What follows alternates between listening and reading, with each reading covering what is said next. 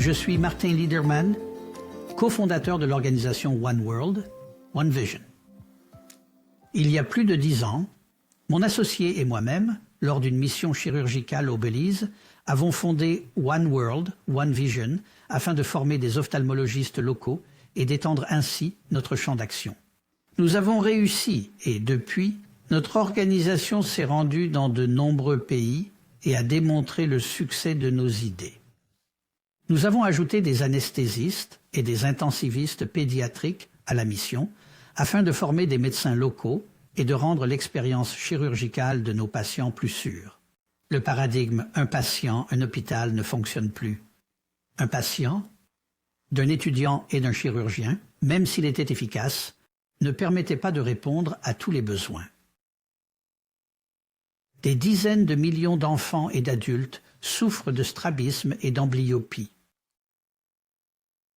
Nous avons donc décidé de soutenir et promouvoir un cours vidéo sur le strabisme et l'amblyopie en collaborant avec le Dr Bert Kouchner pour recruter des experts internationaux pour des conférences et de recruter des experts internationaux pour donner des conférences. Nous avons stipulé que le cours devait être traduit en plusieurs langues et distribué gratuitement dans le monde entier aux chirurgiens ophtalmologistes. Nous sommes particulièrement reconnaissants à nos anciens patients et amis qui ont apporté le soutien financier nécessaire pour que notre rêve devienne réalité. Nous sommes ravis que le Dr Kouchner ait accepté de relever le défi et nous espérons que vous trouverez les conférences à la fois stimulantes et éducatives et que vous les partagerez avec vos collègues et vos étudiants. C'est ainsi que, sans plus tarder, alors sans plus attendre, je vous présente le Dr Bert Kouchner.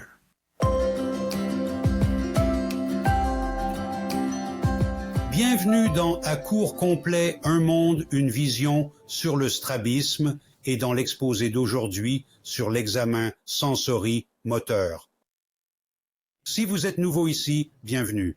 Si vous faites déjà partie de la série, bienvenue de nouveau, de vous accueillir à nouveau. J'ai le plaisir de vous présenter l'orateur d'aujourd'hui, le professeur Carl Arnaldi. Le professeur Arnaldi est professeur adjoint à l'Université de Buffalo. Elle est directrice du programme Ross A. Institute Orthoptic Fellowship. Elle a publié 49 articles évalués par des pairs, DICS, soit des manuels, soit des chapitres de manuels, et elle est co-rédactrice en chef du Journal of Binocular Vision and Ocular Motility. C'est avec grand plaisir de passer la parole au professeur Kyle Arnaldi. Kyle Arnaldi. Merci, Dr. Kouchner. La prévalence du strabisme est comprise entre 2 et 5-6% chez les enfants en bonne santé et jusqu'à 2% chez les adultes. Et jusqu'à 2% des adultes. Un adulte sur 25 développera un strabisme au cours de sa vie. La première étape de tout cours complet sur le strabisme est une révision de l'examen sensorimoteur au cours duquel nous recueillons nos données et interprétons nos résultats. C'est ce que je vais vous présenter aujourd'hui. En plus de tous les nouveaux patients atteints de strabisme, les patients devant subir une chirurgie du strabisme et tous les cas de strabisme post-opératoire, il existe plusieurs autres groupes de patients qui bénéficient de l'examen sensorimoteur. Il s'agit notamment des patients qui se plaignent de leur vision binoculaire, même s'ils ne semblent pas souffrir de strabisme. De même, les adultes ayant des antécédents de strabisme ou d'amblyopie dans l'enfance, mais surtout si ces adultes doivent subir une chirurgie réfractive ou orbitaire, ou une chirurgie orbitaire. Enfin, tout patient présentant un risque accru de strabisme en raison de ses antécédents médicaux ou oculaires. L'examen sensorimoteur a pour but de recueillir de manière efficace et précise les données essentielles concernant le patient. Il s'agit notamment de clarifier les symptômes, les besoins et les attentes du patient. Bien entendu, nous allons évaluer l'alignement des yeux et la motilité oculaire, les composantes statiques et dynamiques de la partie motrice de l'examen. Nous allons évaluer l'état sensoriel actuel et déterminer le potentiel de vision binoculaire pour aider au diagnostic et à la formulation d'un plan. Dans la pratique, l'examen ne suit pas nécessairement un chemin bien tracé, car chaque donnée que nous recueillons lors de l'examen a le potentiel de modifier notre trajectoire. Nous devons souvent faire demi-tour ou prendre un détour en fonction des découvertes que nous faisons au cours de l'examen. Où commence donc cette feuille de route? Ceux d'entre vous qui ont étudié la physique connaissent ce que l'on appelle l'effet observateur. Cet effet décrit les changements dans un phénomène qui se produisent simplement par l'acte d'observer ce phénomène. Il se produit parce que les instruments ou les méthodes dont nous avons besoin modifient l'état de ce qu'ils mesurent. L'effet d'observateur ne s'applique pas seulement à la physique des particules. Il s'applique également à la médecine et à la strabismologie. Mais nous ne l'appelons pas l'effet observateur, nous l'appelons dissociation de l'examen. En gardant à l'esprit la dissociation de l'examen, certains cliniciens sont convaincus que les tests sensoriels doivent être effectués avant tout autre élément de l'examen, à l'exception de l'anamnèse. Ils affirment, malgré les preuves publiées du contraire, que même le test de la vision a le potentiel de briser irrémédiablement la fusion, de dissocier les yeux et de détruire toute trace d'une binocularité fragile. Plus précisément, de nombreux cliniciens préfèrent commencer l'examen sensorimoteur en testant la stéréopsie. Mais ce faisant, de nombreux patients qui ne pourraient pas avoir de stéréopsie en raison de leur strabisme ou d'une baisse de la vision sont exposés de façon répétée au test. Ce qui leur donne l'occasion d'apprendre les bonnes réponses. En fin de compte, ce test peut devenir inutile. En procédant d'abord à l'évaluation sensorielle, l'examinateur travaille dans un cadre en boucle ouverte, sans apport ou retour d'informations de l'examen pour guider le jugement clinique. Pour éviter d'oublier un test sensible, on doit tous les effectuer. On est obligé d'effectuer toutes les versions de chaque test, ce qui n'est tout simplement pas efficace. Je commence presque toujours mon examen sensorimoteur par un test de la vision. La vision est toujours notre priorité, quelle que soit notre sous-spécialité en ophtalmologie. Commencer par la vision permet également de maximiser l'efficacité de l'examen, ce qui est essentiel lorsque l'on travaille avec des enfants en particulier. Comment cela améliore-t-il l'efficacité? Chez l'adulte, cela nous permet de détecter immédiatement la distorsion, la diplopie monoculaire, l'anisoconie. Ces phénomènes peuvent avoir un impact sur le potentiel de fusion et peuvent également être source de confusion si vous ne savez pas qu'ils sont présents lorsque vous commencez vos tests sensoriels. Mais surtout, la connaissance de l'acuité visuelle nous aidera à choisir les tests moteurs et sensoriels appropriés à réaliser lors de l'examen. L'enfant doit se montrer coopératif et attentif lors du traitement urgent de l'amblyopie. Nous devons maximiser la coopération et la capacité d'attention, obtenir une vision précise avant toute chose. Il ne s'agit pas d'un cours sur les tests de vision en tant que tel, mais il serait utile de prendre quelques minutes pour passer en revue les points suivants. Tester la vision chez l'enfant non-verbal ou préverbal. Dès l'âge de 2 ans, les enfants peuvent souvent effectuer un test d'optotype, en particulier avec une réponse de pointage et d'appariement. Si nous devons vraiment quantifier l'acuité à cet âge, il existe des tests basés sur la fonction visuelle minimale visible. Il s'agit du tambour OKN, une sélection inévitable avec l'utilisation de cartes de téléacuité, le PUV et autres tests semblables. Mais ces tests surestiment généralement l'acuité. Et ils ne sont pas toujours fiables pour détecter une baisse de vision légère à modérée, due à l'amblyopie strabique. Il n'est donc pas toujours pratique, ni même nécessaire, d'utiliser ces méthodes en routine.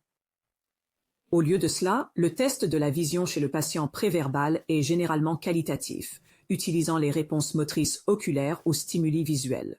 L'amblyopie est la cause la plus fréquente de baisse de la vision chez les jeunes enfants. Et que l'amblyopie est presque toujours unilatérale, nous pouvons la détecter en déterminant si le nourrisson a un œil préféré. Pour ce faire, nous utilisons un processus en 3 étapes. Les 2 premières étapes sont réalisées avec un œil du patient occlus. L'examinateur pourra évaluer la qualité de la fixation monoculaire et comparer le résultat avec l'autre œil. Mais la 3e étape est sans doute la plus importante. Ici, nous donnons à l'enfant le choix de l'œil qu'il préfère utiliser.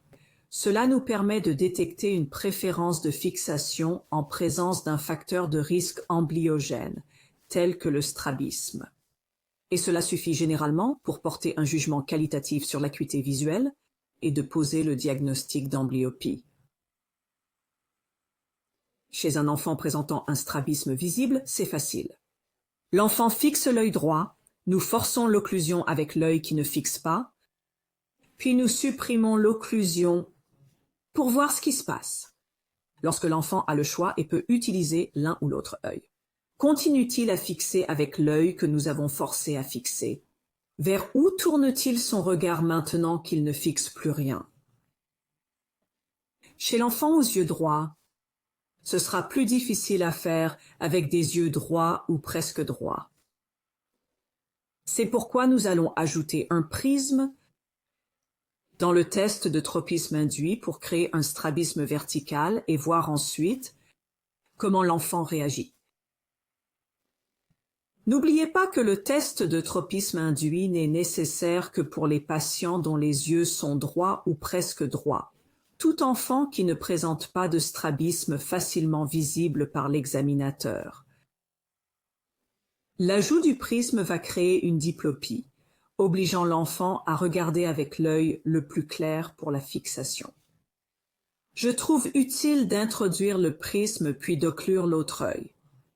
Je force la fixation avec l'œil derrière le prisme pour voir ce que cela donne pour moi. Il est important d'utiliser un prisme de taille moyenne dont la base est maintenue verticalement. Il ne faut pas que le prisme soit trop petit, car vous ne pourrez pas voir quel œil est privilégié. Un prisme trop grand, quant à lui, aura pour effet de... Un prisme trop grand va brouiller l'œil situé derrière le prisme et peut masquer ou accentuer une baisse de la vision. Il faut également répéter le test avec le prisme sur l'autre œil. C'est une question de symétrie. Il faut donc pouvoir comparer la réponse de l'œil droit et de l'œil gauche. Vous pouvez également effectuer le test du tropisme induit en plaçant simultanément le prisme base à base sur les yeux de l'enfant. Cette méthode présente des avantages. L'utilisation de deux prismes de même valeur signifie qu'ils seront également clairs. Nous ne brouillons donc pas préférentiellement un œil par rapport à l'autre. Je pense que cette méthode nous donne une idée plus précise de l'œil qui est préféré. Comme nous recherchons simplement une asymétrie et un comportement de fixation, nous pouvons même utiliser des prismes plus puissants dans ce cas, tant que la puissance est la même pour chaque œil. En le tenant base contre base, nous créons une isotropie et nous pouvons facilement voir la préférence de fixation. Notre vision. Nous avons donc notre acuité visuelle. Quelle est l'étape suivante? Dans mon examen sensorimoteur, cette étape est l'alignement des yeux en position primaire de loin et de près. Comme indiqué précédemment, tous les cliniciens n'aiment pas examiner l'alignement avant les tests sensoriels. Mais pour moi, cette étape est essentielle dans le choix des tests sensoriels. Pour cette étape, j'ai deux objectifs. Premièrement, y a-t-il une phorie ou une tropie? Ou une déviation intermittente ou une tropie superposée à une phorie? Deuxièmement, quelle est la taille de l'angle du tropique? Est-il petit, moyen ou grand? Les réponses à ces questions détermineront la manière de procéder au test sensoriel. Quel type de vision binoculaire devons-nous tester? Dans quel ordre et à l'aide de quel test? Ainsi que la manière d'interpréter les réponses. Il existe plusieurs méthodes différentes pour détecter et quantifier un défaut d'alignement des yeux. Elles se répartissent en trois grandes catégories. La première dont je parlerai est celle des tests de réflexe lumineux cornéen. Ils ne peuvent détecter qu'un tropisme et ont tendance à sous-estimer considérablement la déviation. Leur précision repose sur la capacité de l'examinateur à détecter un déplacement d'1 mm ou moins du réflexe lumineux cornéen. C'est pourquoi ces tests sont particulièrement imprécis pour les écarts les plus faibles. De plus, ils ne tiennent pas compte de l'accommodation, qui peut influencer considérablement l'alignement des yeux, en particulier chez les enfants. Mais pour les patients très jeunes ou peu coopératifs, et pour ceux qui ont une mauvaise vision, ce test peut être le meilleur. Le groupe suivant est celui des tests de diplopie, Il s'agit notamment du test rouge-vert de Lancaster, du test du bâtonnet à une seule maille, des tableaux de Hess, etc. Tout comme les tests de réflexes lumineux, ces tests ne contrôlent pas la fusion et ne peuvent donc pas faire la distinction entre une phorie et une tropie. Ils ne contrôlent pas non plus l'accommodation, de sorte que les réponses peuvent être variables. Ils ne peuvent pas être utilisés avec précision chez les personnes présentant une correspondance binoculaire anormale. Et bien sûr, ils nécessitent un équipement et une expertise spécifiques. Les tests préférés sont les tests de couverture. Nous les utilisons dans la mesure du possible. Le patient doit avoir une fixation fovéale pour que ces tests soient précis. Il est préférable de les utiliser chez les enfants plus âgés et les adultes, mais on peut aussi les utiliser chez les très jeunes enfants et les nourrissons. Les examens sous écran sont considérés comme l'étalon or. Pourquoi sont-ils considérés comme l'étalon or? C'est une question de précision et d'exactitude. Ils sont les plus dissociants des 3 types de tests, et vous avez donc plus de chances de découvrir la totalité de la déviation. Ils sont les moins subjectifs des 3 types de tests. Ils contrôlent les effets de l'accommodation, ce qui n'est pas le cas des autres tests. Il est plus facile pour l'examinateur de déterminer le point final, du moins dans mon expérience. D'après mon expérience, car il est plus facile de détecter une très petite saccade de refixation que la symétrie de la cornée, que la symétrie des réflexes lumineux cornéens. Et ils peuvent différencier l'aphorie de l'atropie tout en quantifiant les deux. Les tests de couverture constituent l'étalon or, mais seulement lorsqu'ils sont effectués correctement. Passons donc en revue quelques notes sur la technique. Premièrement, utilisez une occlusion appropriée. La méthode d'occlusion doit obstruer le champ périphérique. En effet, c'est l'entrée rétinienne périphérique qui a tendance à entraîner la fusion plus que l'entrée fovéale. Par conséquent, si vous voulez dissocier complètement le patient, vous avez besoin d'une bonne occlusion. Si vous devez utiliser votre main, utilisez la paume. N'utilisez jamais votre pouce. Le pouce permet de bloquer la fovea. Vous pouvez occlure la fovea et vérifier la vision de cette manière, mais je ne le recommande pas. Mais cela ne bloquera pas l'entrée périphérique. Ensuite, une fois que vous avez introduit l'occluseur, laissez au patient le temps de fixer l'œil découvert. Je compte pour moi-même. Doucement, pendant que je tiens l'occludé sur l'œil pour m'assurer que le temps est suffisant. Faites donc une pause et observez pendant 1 à 3 secondes, après avoir introduit l'occlusion. Pour les patients qui présentent une baisse de la vision ou des défauts du champ visuel, il peut être nécessaire de faire une pause plus longue pour permettre au patient de fixer cet œil. Puis, transférez très rapidement l'occluse sur l'arête du nez pour couvrir l'autre œil. Nous procédons ainsi parce que nous devons simuler une fixation monoculaire ininterrompue et ne permettre à aucun moment une vision binoculaire. Ensuite, placez le prisme sur l'œil dévié, même si cet œil a une moins bonne vision ou est l'œil impliqué. À ce stade, nous voulons que le patient fixe comme il en a l'habitude. Notre objectif est de quantifier la déviation que le patient présente le plus souvent, car c'est cette déviation qui se manifestera lors de nos tests sensoriels. Nous avons donc besoin de ce chiffre pour pouvoir interpréter les résultats de nos tests sensoriels. Au départ, le placement des prismes est donc guidé par la préférence de fixation, même si cela changera plus tard au cours de l'examen sensorimoteur. Ensuite, il faut veiller à maintenir le prisme dans le plan frontal. Je dis cela en supposant que nous utilisons tous des prismes en plastique. C'est la norme actuellement. Les prismes en plastique sont calibrés pour la position de déviation minimale, qui est approximativement le plan frontal. Si l'on n'y prend pas garde, le prisme peut, par inadvertance, être légèrement tourné autour de l'axe horizontal, vertical ou même antéro-postérieur au cours de la mesure. Cela entraînera des inexactitudes flagrantes dans votre mesure. Dans cette illustration, vous voyez que le prisme peut facilement, accidentellement tourner, dans ce cas, autour de l'axe vertical, et cela va changer la puissance effective du prisme. Je mesure également l'inversion et non ce que je perçois comme une absence de changement, ce qui signifie que je ne peux plus voir de saccade de refixation. Je vais plus loin pour m'assurer qu'il s'agit du véritable point final. Les petits changements de fixation peuvent être difficiles à détecter, surtout si votre patient présente d'autres problèmes tels que des intrusions saccadiques ou un nystagmus, ou si le patient est très jeune, curieux et regarde autour de lui. Curieux et qu'il regarde autour de lui. L'inversion de la déviation à l'aide de cette méthode garantira l'exactitude de votre point final. Prenez votre temps pour effectuer votre test de couverture alternée. Faites plusieurs passages avec l'occludaire pour vous assurer que vous avez mesuré toutes les déviations. Et enfin, demandez régulièrement au patient si la cible de fixation, est toujours visible. Il ne vous dira pas toujours que la cible est maintenant obstruée par son nez, par vous.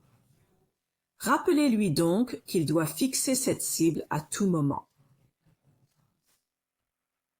Le test simultané du prisme et de la couverture est un autre type de test de couverture que nous utilisons dans des circonstances particulières. Il sert uniquement à quantifier l'atropie. Il peut être utilisé chez tout patient souffrant d'atropie, quelle qu'en soit l'importance, comme alternative au prisme et au cache alternatif, mais nous ne l'utilisons généralement pas de cette façon. Il est généralement réservé au cas où le test de couverture sur couverture et le test du prisme et de la couverture alternée donnent des résultats très différents. En effet, il est plus difficile pour l'examinateur d'identifier le point final dans le cas d'un prisme et d'une couverture simultanée. Nous observons de très petites saccades de refixation derrière un prisme qui brouille notre vision, notre vue de l'œil du patient. Il est essentiel d'introduire le prisme et l'occluder simultanément, comme le suggère le nom du test. Il ne faut pas placer le prisme sur l'œil déviant et le faire suivre d'un test de couverture-découverture de l'œil de fixation. En effet, l'ajout du prisme sans le cache déclenchera des vergences fusionnelles chez les patients qui en sont capables et vous finirez par surestimer votre déviation. Les tests de couverture comprennent donc la couverture sur couverture, le prisme et la couverture simultanée, et le prisme et la couverture alternée. Si nous revenons à notre feuille de route sensorimotrice, nous voyons que notre premier objectif est de déterminer s'il y a une déviation manifeste. Nous utiliserons le test de couverture-découverture. Ensuite, nous utiliserons soit le prisme et la couverture simultanée, soit le prisme et la couverture alternée pour mesurer la déviation complète. Les tests de couverture sont généralement utilisés en combinaison et souvent dans l'ordre suivant. Tout d'abord, nous définissons la cible de fixation, un optotype d'1 à 2 lignes, plus grand que le seuil d'acuité visuelle de l'œil le plus faible. Une raison de plus pour tester d'abord la vision. À partir de là, nous allons examiner le test de couverture-découverture pour voir si nous pouvons détecter une atropie. À ce stade, nous avons deux possibilités. Nous pouvons passer directement à un test simultané de prisme et de couverture si l'angle observé lors de la deuxième étape était faible, ou nous pouvons passer directement au test du prisme et de la couverture alternée. Dans certains cas, où l'on va jusqu'au prisme et à la couverture alternée et où l'on doit revenir en arrière. Il faille revenir en arrière et faire le test simultané du prisme et de la couverture. Nous avons maintenant l'acuité visuelle et nous savons si la déviation est faible, 10 dioptries prismatiques ou moins, moyenne entre 10 et peut-être 30, ou grande, supérieure à 30 dioptries. Si notre objectif est d'évaluer la vision binoculaire à l'aide de tests dans l'ordre du moins associatif au plus associatif, nous commencerons l'examen sensoriel en quantifiant les vergences fusionnelles. D'après mon expérience, la fusion motrice est la composante la plus négligée et la plus sous-estimée de l'examen de la vision binoculaire. Mais je pense que c'est probablement la plus importante. Je pense que c'est parce que l'on part souvent du principe que les patients présentant un strabisme manifeste n'ont pas de fusion motrice, alors que ce n'est pas toujours le cas. Parfois, le patient n'a tout simplement pas assez d'amplitude de vergence fusionnelle pour contrôler la déviation, qu'elle soit modérée ou importante. Dans d'autres cas, le patient présente une fusion anormale accompagnée d'une pseudophobie. Ce serait davantage le cas pour une déviation plus faible. Dans d'autres cas encore, le patient présente une suppression qui empêche le recrutement de la vergence fusionnelle, même si leur vergence fusionnelle est assez robuste. Je pense que les cliniciens ont également tendance à supposer que les patients présentant une amblyopie dense ou une vision réduite d'un œil ou des deux yeux n'ont pas non plus de fusion motrice. Mais comme je l'ai mentionné plus tôt, l'entrée rétinienne périphérique est un stimulus beaucoup plus fort pour la vergence fusionnelle que l'entrée fovéale. Il est tout à fait possible d'avoir des amplitudes de fusion dans ces cas. Je dirais donc que la fusion motrice est le type de vision binoculaire le plus important et le plus précieux, certainement pour le patient, mais aussi pour le chirurgien. La fusion motrice est ce qui maintient l'alignement des yeux. L'examen de la fusion motrice détermine l'angle et la marge pour la chirurgie, et une marge d'erreur pour la chirurgie.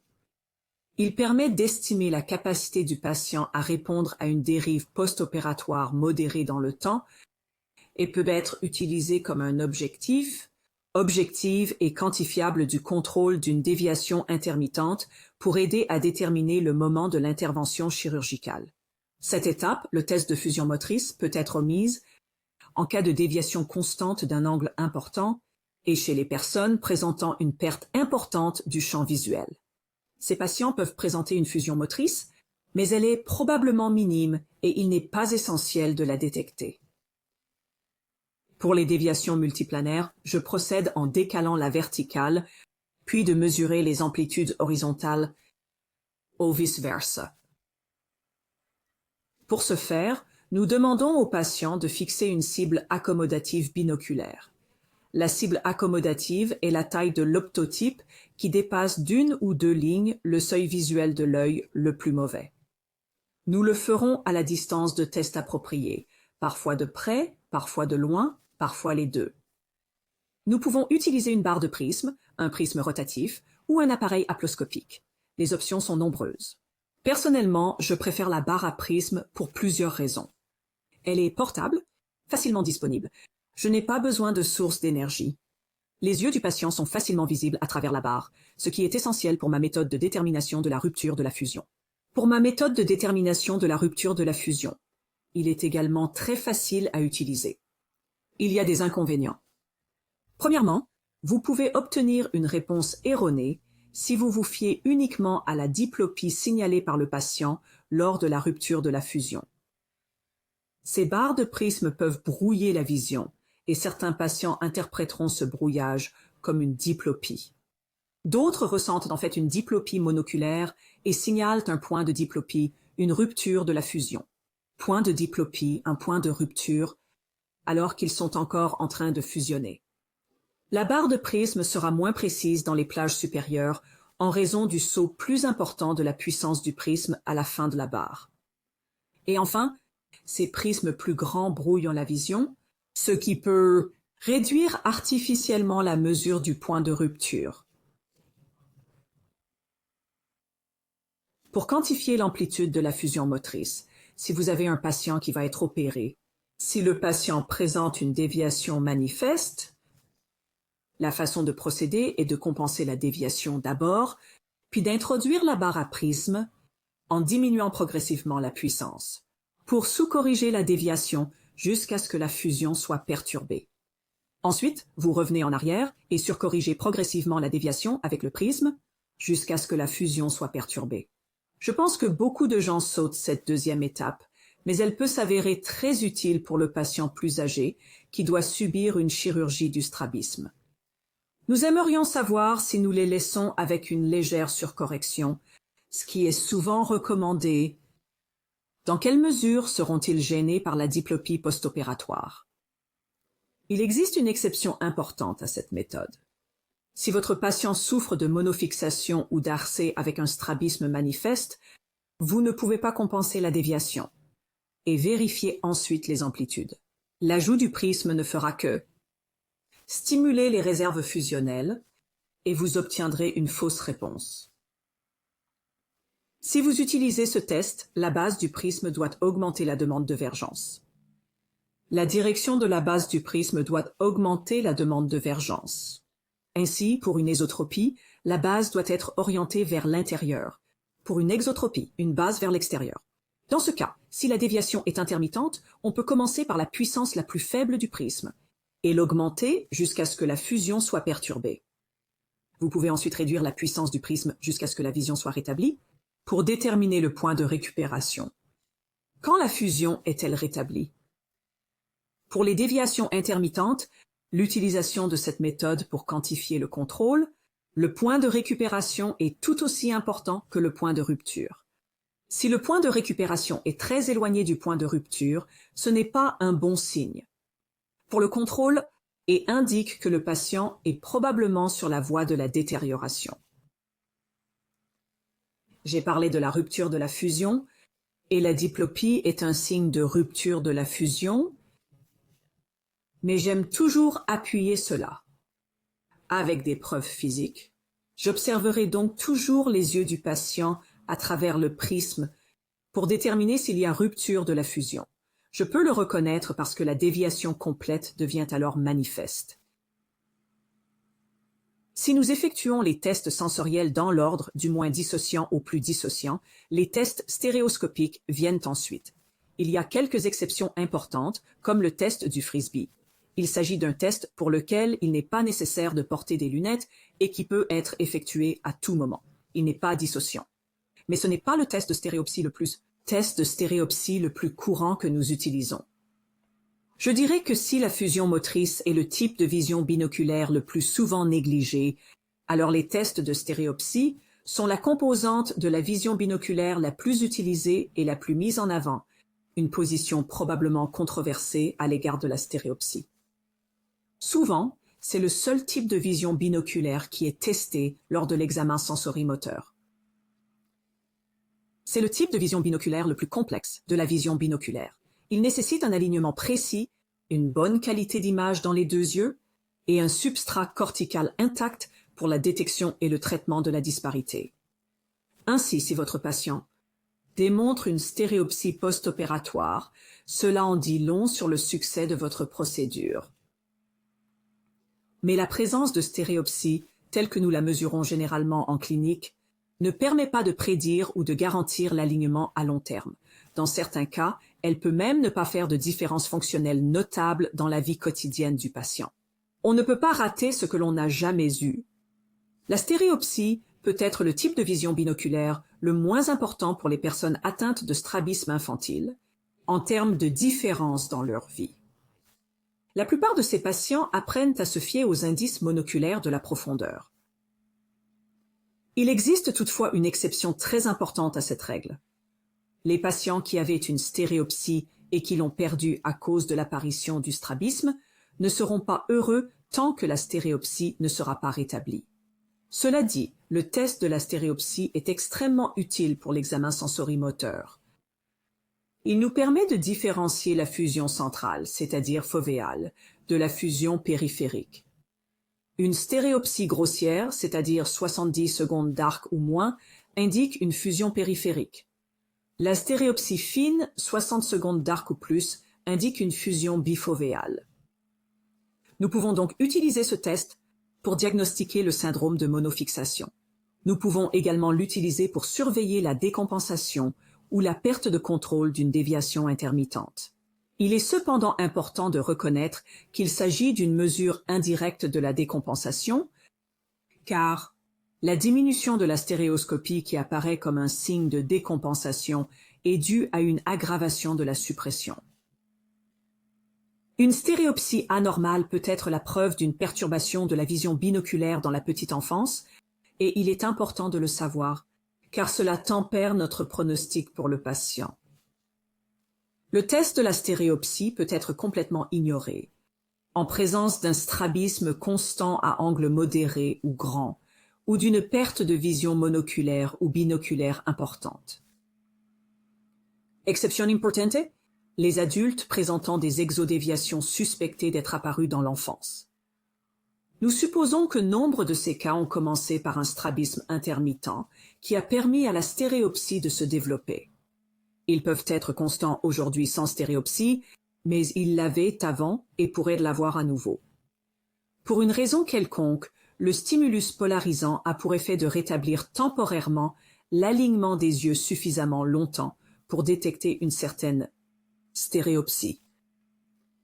Nous devons maintenant parler du test de Titmus, car il s'agit du test stéréoscopique le plus utilisé dans le monde, et ce depuis plus de 50 ans, malgré ses défauts bien documentés, en particulier les indices monoculaires visibles de la profondeur, mais ce test pose également d'autres problèmes. Il est facile de l'administrer de manière incorrecte, ce qui augmente la probabilité d'une surestimation de l'acuité stéréoscopique. La distance de test est essentielle. Elle affecte la taille de l'image rétinienne, tout comme la distance interpupillaire du patient. De nombreux cliniciens ne savent pas que ce test est calibré pour être utilisé à 40 cm et non à 33 cm, distance à laquelle nous mesurons normalement les réponses de proximité. Il est très populaire en raison de sa disponibilité, sa familiarité, sa facilité d'administration, mais aussi à cause de la mouche domestique. Le test de la mouche est précieux parce que la disparité est très grande. 3000 secondes d'arc, c'est beaucoup plus que la plupart des autres tests commerciaux.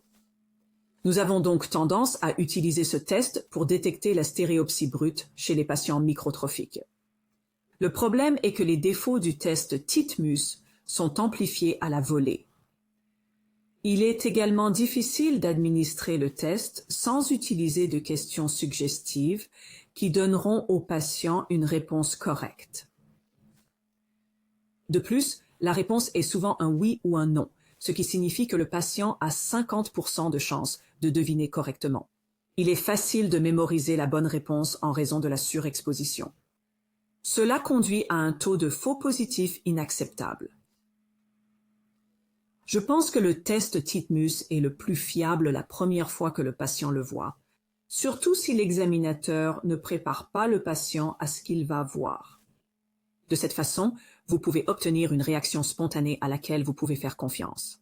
Il existe des moyens d'utiliser ce test pour réduire le taux de faux positifs. L'une d'entre elles consisterait à administrer le test en utilisant des lunettes dont les polariseurs sont orientés de la même manière. Le problème est que ces lunettes n'existent pas. Elles ne sont pas fabriquées. Il faut donc les créer. Ce que j'utilise à la place, c'est de répéter ce test après avoir fait pivoter le livre de 90 degrés et de comparer les réponses. Les lunettes Titmus et le livre test sont construits avec des filtres polarisés orthogonalement pour créer l'illusion de la profondeur. L'œil droit ne voit que l'image de la moitié gauche de la page. L'œil gauche voit l'image de droite.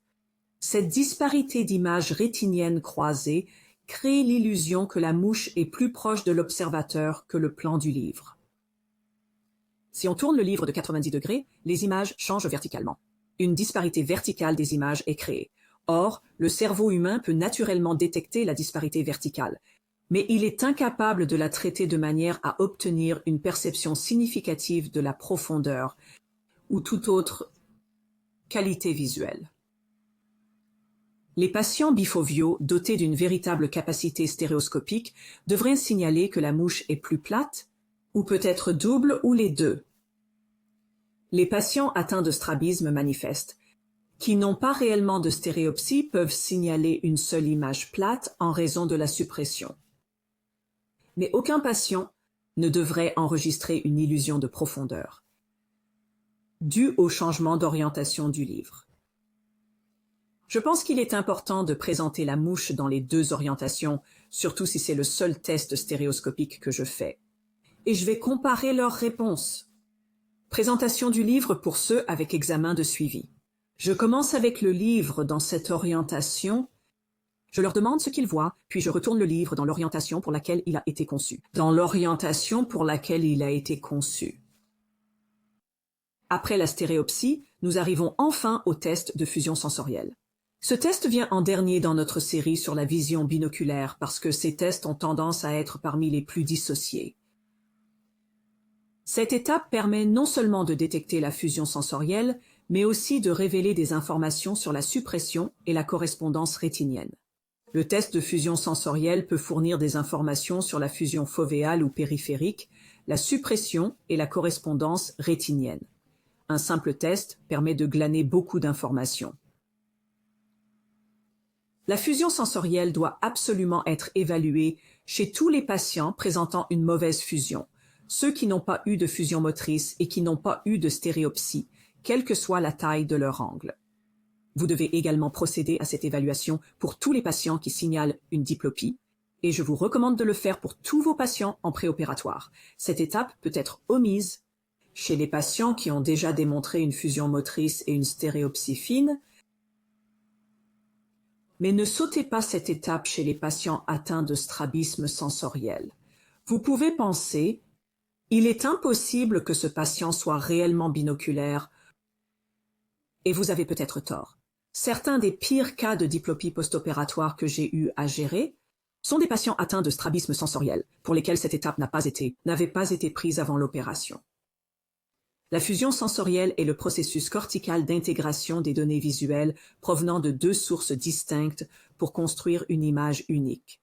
Paradoxalement, les tests de fusion sensorielle utilisent souvent des stimuli totalement inutilisables. Des images dissemblables sont présentées aux deux yeux et nous recherchons des signes de fusion. Il y a quelques mises en garde importantes.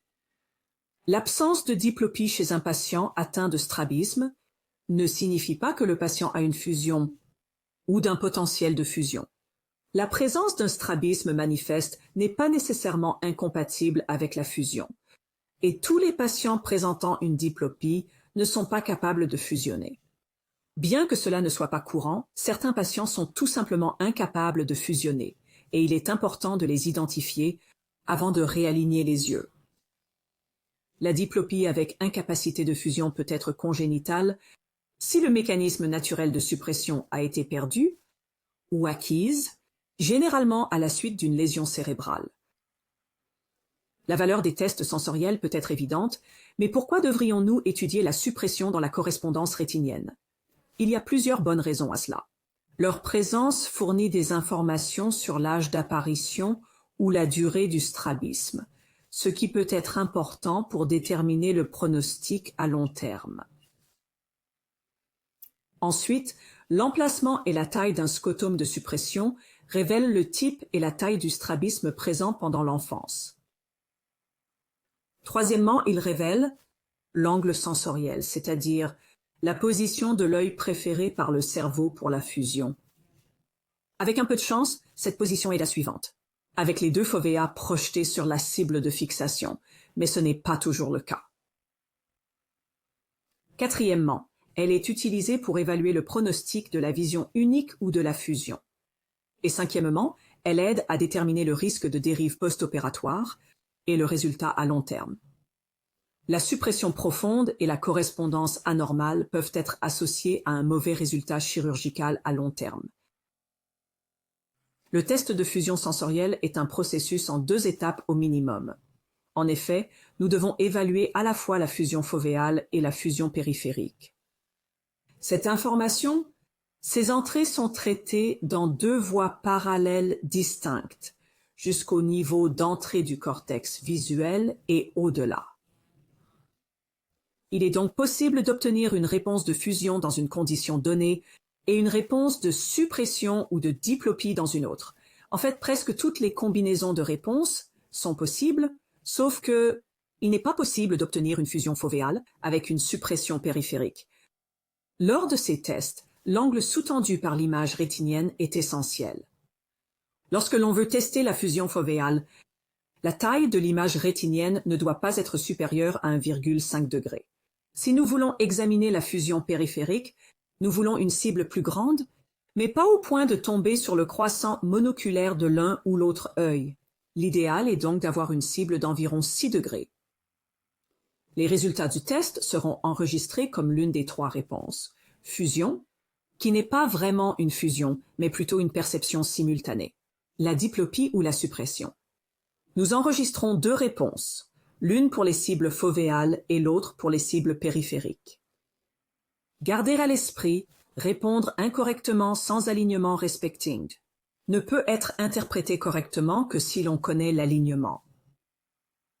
L'un des tests les plus populaires pour la fusion sensorielle est le décalage du prisme d'Utropia.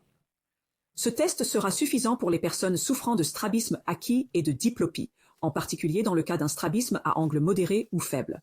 Cela devient un peu plus difficile avec des angles plus grands, car le prisme que vous devez utiliser déforme et brouille la vision du patient.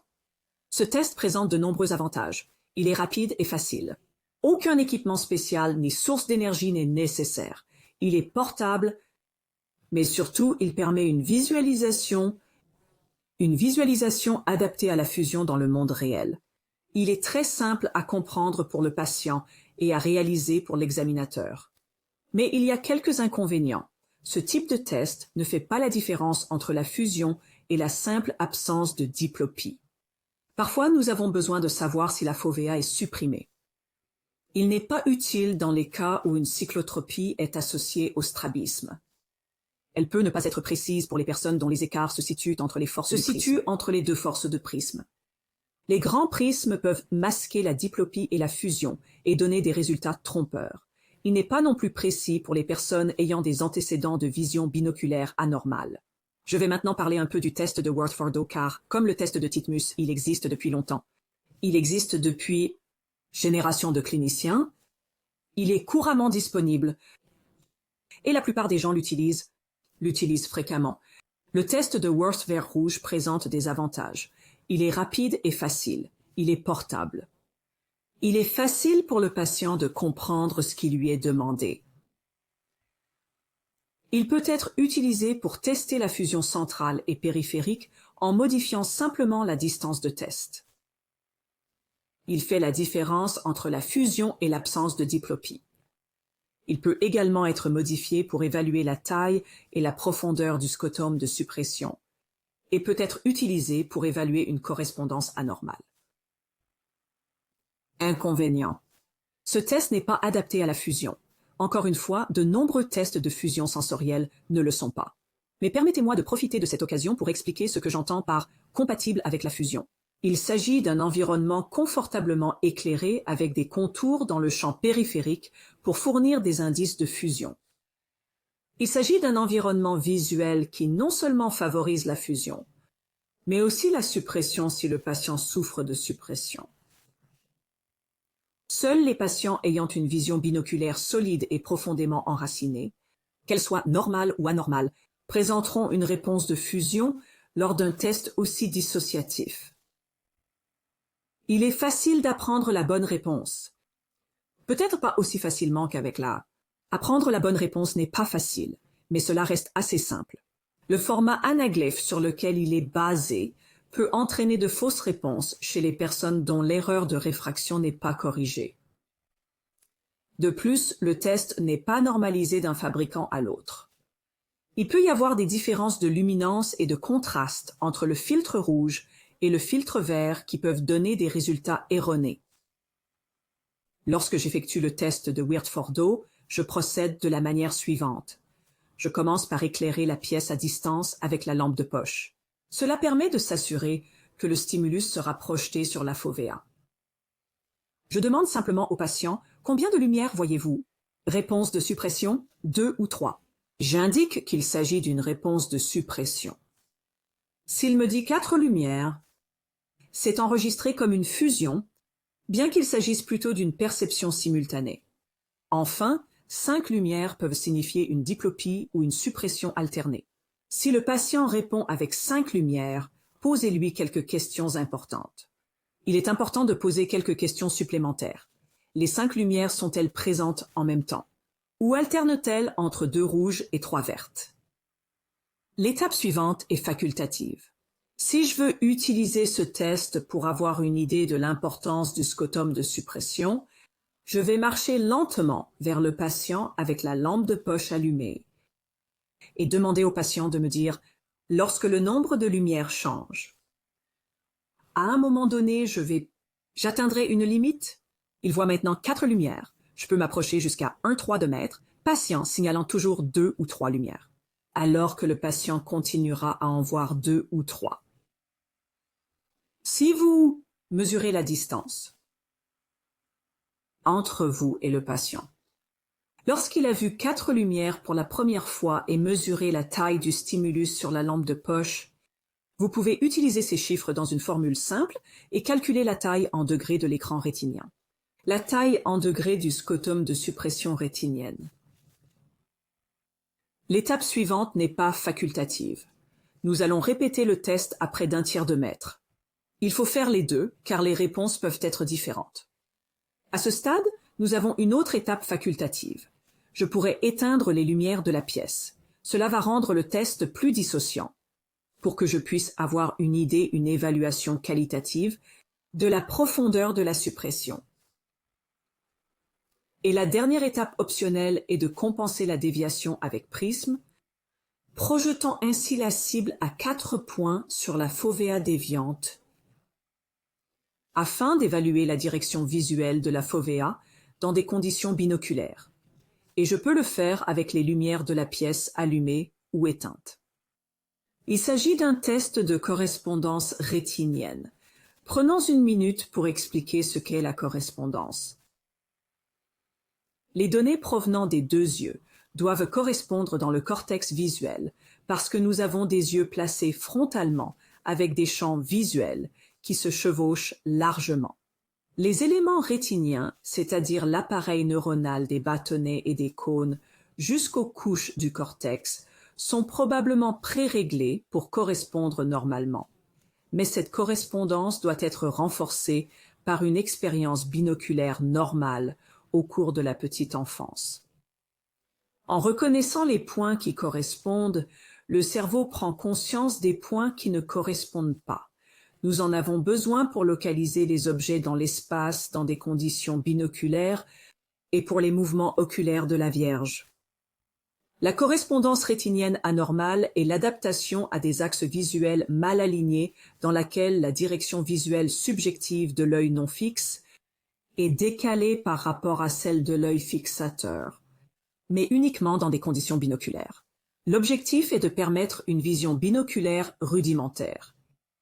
Cette vision binoculaire peut être simplement une fusion sensorielle périphérique. Il peut également s'agir des vierges fusionnelles, probablement pas de la stéréopsie, mais si la stéréopsie est présente, elle sera très grossière. Presque tous les tests de vision binoculaire peuvent être utilisés pour glaner des informations sur la correspondance, bien qu'il y ait certainement des tests spécifiques qui ont été conçus pour évaluer la correspondance rétinienne.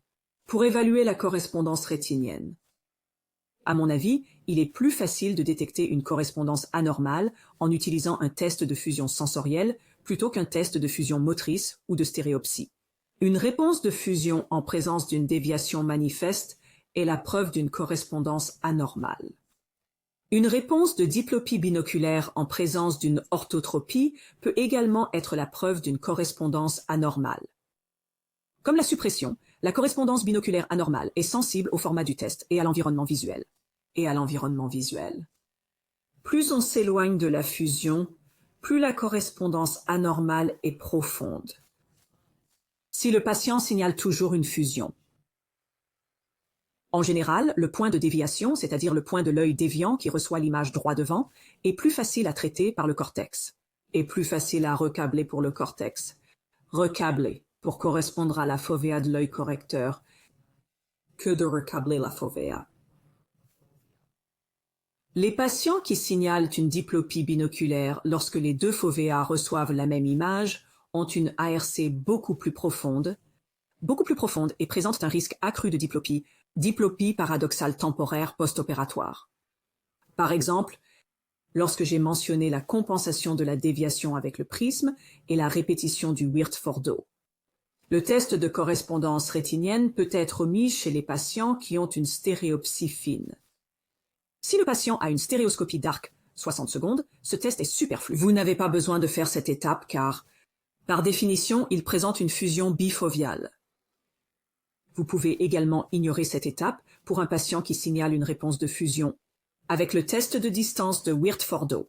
En d'autres termes, le stimulus tombera sur les 2 foveas. Vous devez tester la correspondance rétinienne chez tout patient souffrant d'un strabisme ancien de l'enfance, un strabisme très concomitant. ce sont les circonstances idéales dans lesquelles une correspondance anormale se développe.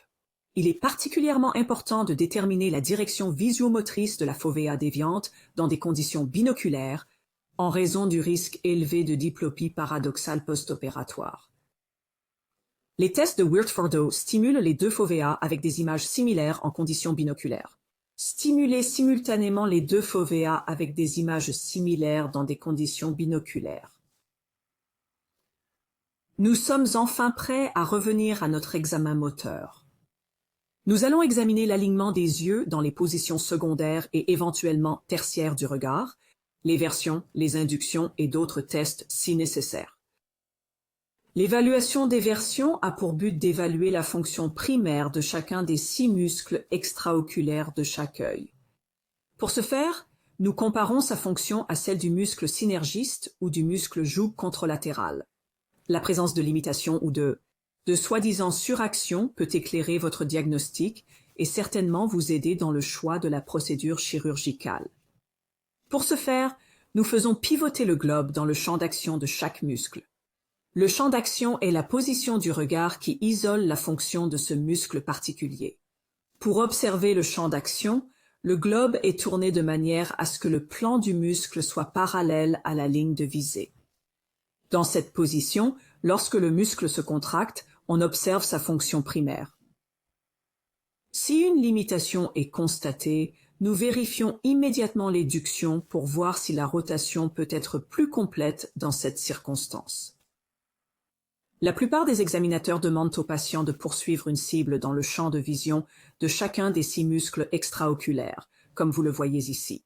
Certains préfèrent ramener le patient en position primaire pour fixer à nouveau ici, avant de passer à la position suivante. D'autres demanderont au patient d'effectuer une grande saccade de la position primaire à chaque position. D'autres encore utiliseront la manœuvre de la tête de poupée ou le VOR pour faire pivoter les yeux. Le but est plus important. La méthode est moins importante que le résultat. Il est important d'amener les yeux dans la position souhaitée afin d'effectuer une évaluation correcte. Évaluation correcte. Les anomalies des versions sont généralement classées sur une échelle de -4 à +4, 0 indiquant une fonction normale. Il s'agit d'un système de notation très subjectif. Il n'existe pas vraiment de bon moyen de normaliser ce test et il dépend fortement de l'expérience de l'examinateur. En effet, l'hyperaction n'existe pas vraiment d'un point de vue physiologique. L'apparence d'une suraction oblique peut être le résultat d'une action non contrariée. D'une action non contrariée, comme dans le cas d'un antagoniste ipsilatéral parétique. Dans le cas contraire, nous utilisons en réalité le terme de suraction pour décrire ce que nous voyons.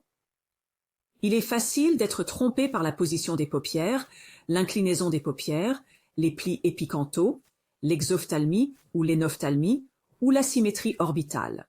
Il faut donc écarter les paupières, même la paupière inférieure, regarder la position du limbe par rapport au limbe de l'autre œil. Ceci est particulièrement important pour l'évaluation de la fonction du muscle oblique supérieur.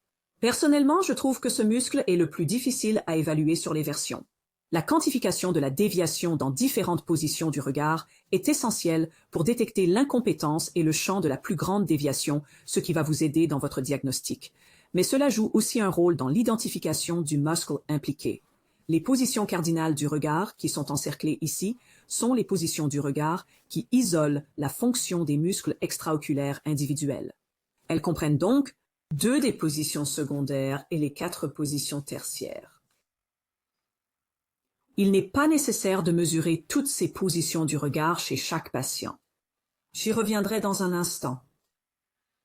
La distance de test standard dans mon cabinet est de mesurer à distance lorsque nous mesurons les positions du regard.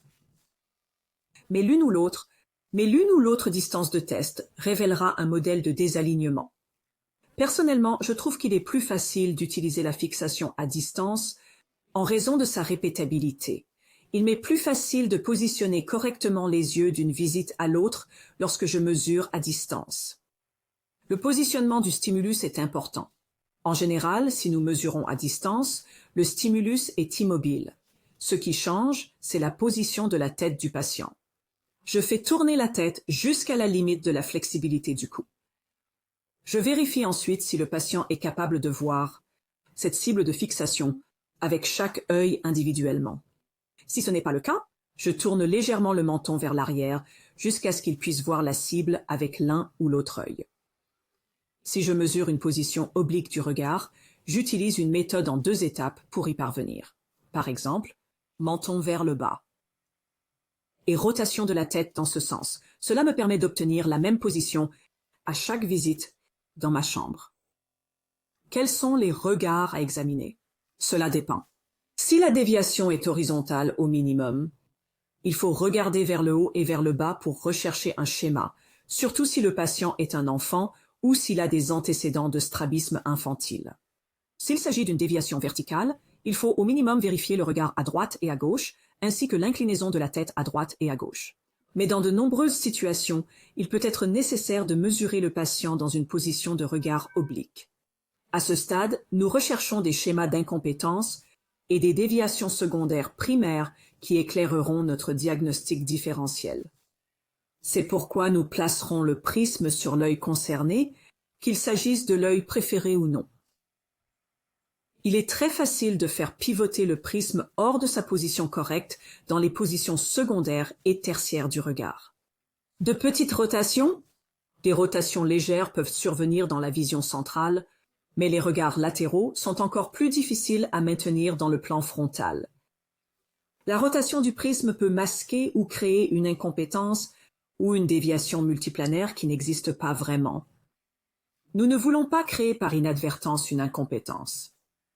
Il est très facile d'obstruer la vue du patient lorsqu'on mesure des déviations modérées à importantes dans le regard, à droite et à gauche, si vous utilisez la même méthode, que je recommande pour placer le patient dans la bonne position de regard. Dans les cas extrêmes, la rotation du globe sera limitée par les tissus mous de l'orbite. Par les tissus mous de l'orbite, tels que les poulies musculaires. Nous voulons également minimiser les fausses incompétences dans les grandes déviations en plaçant le prisme sur l'œil qui a le moins de liberté de rotation, étant donné que cet œil ne peut pas bouger complètement à cause de la position du regard. Nous pouvons utiliser le prisme de ce côté pour éviter ce problème et surveiller le mouvement de l'autre œil. En d'autres termes, nous allons utiliser le prisme base-out sur l'œil abducté si nous mesurons un regard latéral ésotropique et un prisme base-in sur l'œil abducté si nous mesurons les regards latéraux dans une exodéviation. Il existe plusieurs tests spéciaux qui ne sont pas utilisés pour tous les patients. Ils sont utilisés selon les besoins. Voici quelques-uns des plus courants.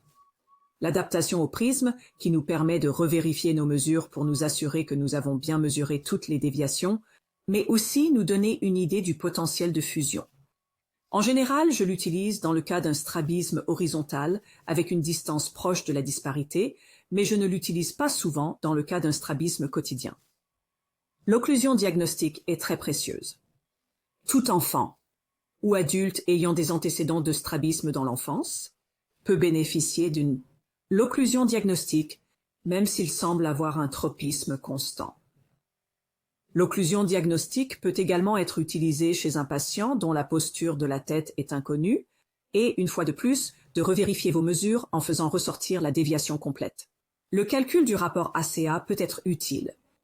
Encore une fois, chez tout patient souffrant d'un strabisme horizontal apparu dans l'enfance, même s'il s'agit d'un adulte.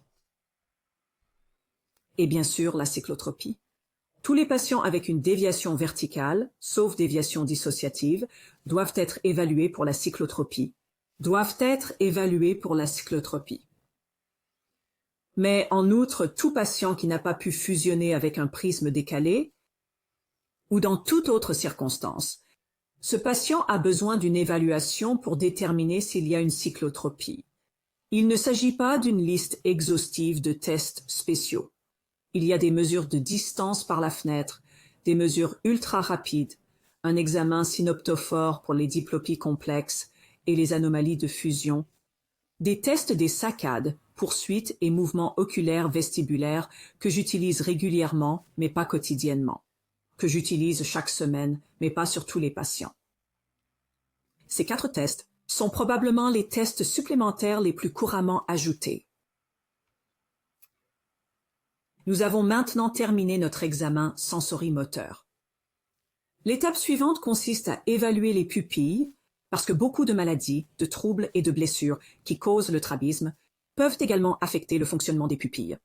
Nous allons également terminer par une évaluation de l'erreur de réfraction.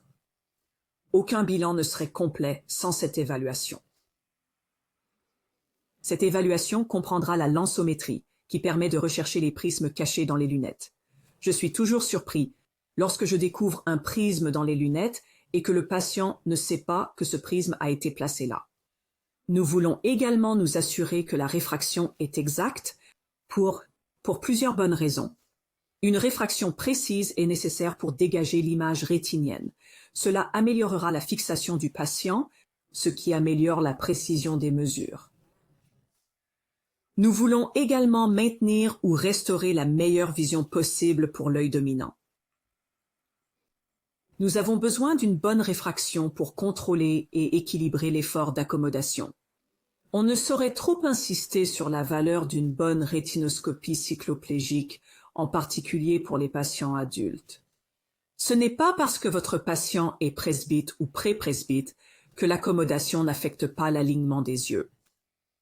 C'est l'effort d'accommodation, et non la réponse qui détermine la quantité d'innervation, qui va simultanément au muscle droit médian. Une réfraction cycloplégique peut donc s'avérer essentielle chez le patient adulte. En conclusion, le chemin qui mène au diagnostic et à une prise en charge réussie n'est généralement pas une ligne droite. Un diagnostic précis est possible avec des tests communs si votre technique est bonne. Très courant et très simple si votre technique est bonne. L'examen de la vision binoculaire est tout aussi important qu'un bon examen de la motilité en préopératoire, et la vision binoculaire peut éclairer le choix de la prise en charge, mais peut également influencer la satisfaction du patient et le résultat à long terme. Je tiens à remercier le Dr Kushner et One World One Vision de m'avoir invité à participer à ce cours complet sur le strabisme. Merci beaucoup, professeur Arnaldi. C'était concis, complet, totalement clair et plein de perles très précieuses. J'ai juste deux petites questions, si vous le permettez. Vous avez dit qu'en faisant le test de tropisme induit avec un prisme vertical, c'est un peu le phénomène de boucle d'or. Il ne faut pas qu'il soit trop grand ou trop petit. Quelle taille de prisme utilisez-vous? J'utilise généralement un prisme médecin à 10 prismes. J'enseigne à mes étudiants avec un prisme de nombreuses facettes. Prisme docteur à 14 ou 15 prismes. D'abord parce que c'est plus facile pour eux de voir. Mais pour moi, rien de moins que 10 et rien de plus que 12. D'accord, merci, c'est très utile. L'autre question que j'ai à poser est la suivante. Avez-vous des conseils à donner sur la façon de traiter un patient qui montre des signes de redressement lorsque vous le mesurez? Pour certains patients, on peut obtenir un bon point final avec le prisme et le test de couverture alternée, et pour d'autres, ils bougent et reculent encore, et vous devez faire une estimation si le mouvement d'entrée est le même que celui de sortie, etc. Qu'est-ce qui peut aider dans cette situation? Je suis heureux que vous ayez soulevé cette question. Je trouve que cela arrive le plus souvent chez les patients qui ont eu un strabisme dans l'enfance. Il peut s'agir d'enfants ou d'adultes, mais ils ont une longue histoire de désalignement. Il est bien sûr très difficile de trouver le critère d'évaluation approprié. Il arrive que je fasse mon test de prisme et de couverture alternée. Prisme et un test de couverture alternée, puis je reviens et je vérifie à nouveau avec un test de réflexe lumineux cornéen. D'ailleurs, lorsque j'utilise le test du réflexe lumineux cornéen, je mesure également l'inversion. Je continue donc à ajouter des prismes jusqu'à ce que je constate que j'ai surcorrigé le patient. Mais pour être honnête, la plupart du temps, c'est ma propre expérience et l'observation du mouvement de l'œil dans une direction et dans l'autre. C'est ce que j'utilise pour déterminer le point final. À l'occasion, je note parfois une fourchette plutôt qu'un chiffre précis, mais cette fourchette est étroite, généralement à 5 dioptries de prisme près. Ce sont des cas difficiles. Certains d'entre eux le font parce qu'ils ont une baisse de la vision d'un œil ou une perte du champ visuel. C'est pourquoi, en prolongeant le test de couverture alternatif, en leur donnant le temps de fixer l'œil que je viens de découvrir, peut être utile dans ce cas. Mais pas toujours. Rien ne remplace l'expérience clinique dans ce domaine. L'expérience clinique dans ce domaine. Je vous remercie, c'est très clair et très utile. Sur ce, je dirais que ceci conclut le cours Un World, une vision. Sur l'examen sensorimoteur qui évalue les compétences motrices et sensorielles. En vous offrant ce cours vidéo, je vous remercie à plusieurs reprises. Nous vous remercions d'avoir visionné le cours vidéo sur le strabisme. Nous espérons que vous l'avez trouvé stimulant et instructif et que vous partagerez ces connaissances avec d'autres. Nous remercions les conférenciers qui partagent leur expérience avec nous, qui ont partagé leurs années d'études pour rendre ce cours vidéo utile. Et bien sûr à Bert Kouchner pour avoir assumé ce fardeau, avec bonheur nous l'espérons, du développement et de la modération. Nous remercions également le conseil d'administration pour ses conseils constants. Nous remercions nos donateurs pour leur soutien financier qui a rendu possible ce cours vidéo. Un grand merci à l'équipe vidéo de Sweet Sadie pour ses efforts extraordinaires pour rendre ce cours possible, visuellement et auditivement, extraordinaire, et pour leurs conseils techniques aux conférenciers. Merci Rachel, Tim, Eddie et Bill. Si vous souhaitez en savoir plus sur ce que nous faisons, visitez notre site web oneworldonavision.org. Si veuillez partager, si vous avez des commentaires, des pensées ou des idées, vous pouvez m'envoyer un courriel à oof2020@gmail.com. Au revoir.